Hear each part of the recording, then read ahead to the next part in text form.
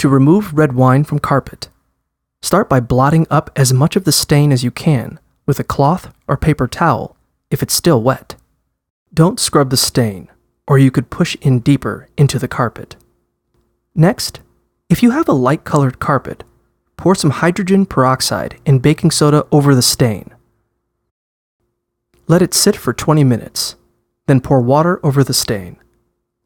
Blot the carpet with a cloth or paper towel until the stain is no longer visible.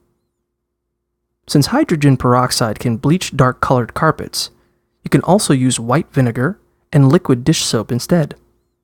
First, mix 2 cups, half a liter, of water with 1 tablespoon, 15 milliliters, each of vinegar and dish soap. Then, saturate a sponge with the solution, and blot the stain until it disappears.